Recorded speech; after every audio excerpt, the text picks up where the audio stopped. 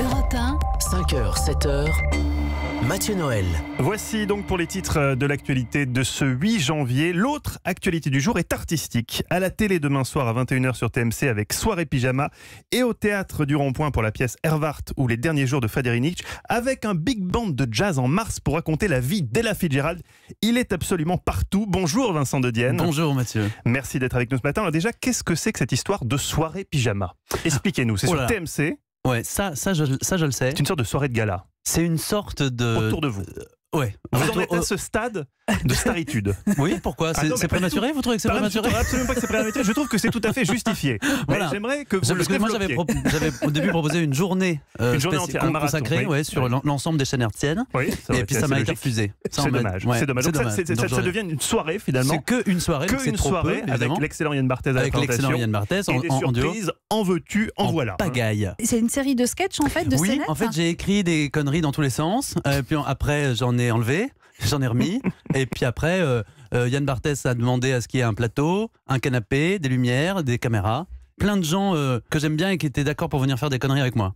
Et ça s'est bien passé. Par exemple, Jean-Pierre Bacri, Jérôme Commandeur, Elise Moon, Camille Cotin, Julie Gaillet, Nathalie Baye. Et puis on a fait un espèce de fil rouge. Et puis voilà. Et vous êtes en pyjama ou pas? Ben oui, en pyjama 3 pièces. Voilà, c'est ça, vous êtes en smoking en fait. Ouais. D'accord. Vous chanterez aussi, parce qu'en plus vous avez un bel organe. Vraiment, la nature vous a tout donné. Hein. Il y a eu un problème de répartition. J'adore entendre ça dans la bouche de Mathieu Noël. J'ai bien fait de me lever. Oui. Non, mais parce que on avait envie de faire une émission de variété. Mais vraiment, c'est-à-dire qu'il n'y a pas de promo. Et puis il y a de la musique et des sketchs, quoi. Voilà. Et il y a de l'actu aussi. Est-ce que vous faites une revue de presse? Est-ce que vous parlez politique? Oui, j'ai refait une revue de presse. Ce qui a fait votre gloire. Ma gloire, même outre-Atlantique.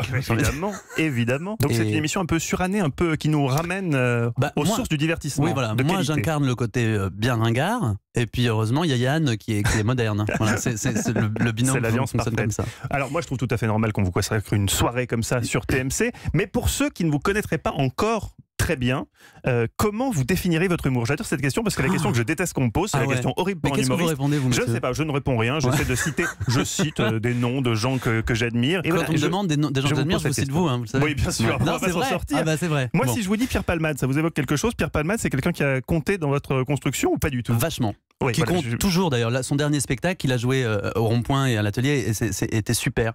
Oui, parce qu'en fait, j'aime bien que ça soit pas une préoccupation stressée de faire rire. Je déteste quand je sens que le type va d'un rire à l'autre. Oui, enchaîne des vannes sur vannes. Ouais. Non, ça c'est pas votre style, effectivement. Bah oui, moi si c'est pas drôle pendant 14 secondes, mais que c'est un peu singulier, voilà, moi j'aime bien aussi. Ou fantaisiste, oui, ça vous plaît. Ou bizarre.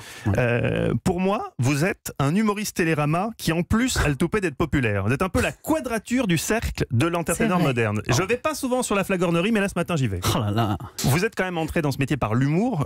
C'est en regardant une VHS du spectacle de Muriel Robin que vous avez eu le déclic. Oui, en fait j'avais jamais vu même de spectacle. Je savais pas que ça existait le théâtre. Le premier, ça a été Muriel Robin. Oui, en vidéo, j'ai vu qu'il y avait des gens qui se réunissaient dans une salle, que la salle était plongée dans le noir, que d'un coup il y avait de la lumière, qu'une bonne femme arrivait et disait des trucs devant des gens qui se taisaient. Et avant même de connaître ce qu'était l'humour, machin, j'ai appris ce que c'était que l'idée même de spectacle et ce que c'était qu'un théâtre, un lieu. Et je sais pas pourquoi, je me suis dit, j'ai senti que c'était organique. Je pense qu'il y a enfin ça fait ça à plein de gens.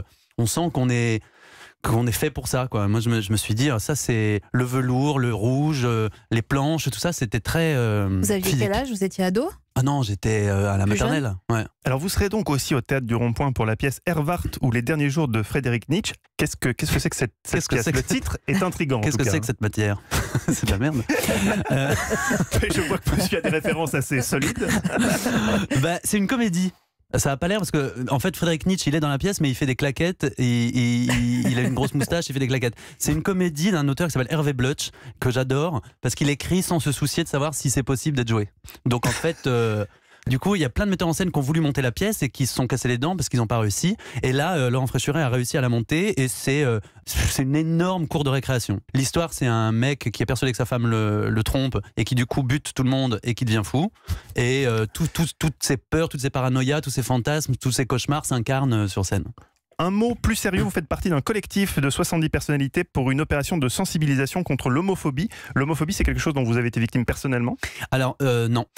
Mais en fait, j'ai dit oui le jour où j'ai vu Cyril Hanouna faire un canular en prime time. Et là, je me suis dit, ah non, si l'homophobie est la bienvenue à 21h devant des millions de téléspectateurs, ça c'est pas possible. L'homophobie ordinaire, parce que je pense pas que Cyril Hanouna soit un homophobe notoire, je pense même pas. Mais en fait, on se rend pas compte qu'on peut être discret. Mais même quand on écrit des blagues, moi, il y a toujours un moment où je me relis pour être sûr qu'il n'y a pas un truc facilement misogyne, facilement homophobe, facilement transphobe, facilement. En fait, c'est assez facile d'être discriminant. Oui, nous aussi, on se relie pas mal avec Eva, mais peut-être pas assez parfois, certains matins. Oui, mais enfin, à 2h du matin. Écoutez, en tout cas, merci infiniment, Vincent, d'avoir été avec nous si tôt sur Europe 1. On vous retrouve donc sur TMC demain soir à 21h pour cette soirée pyjama qu'on a hâte de découvrir. Et vous êtes donc au Théâtre du Rond-Point jusqu'au 10 février, Eva, pour Hervart ou les derniers jours de Frédéric Nietzsche. Merci d'avoir été avec nous. C'est moi qui vous remercie.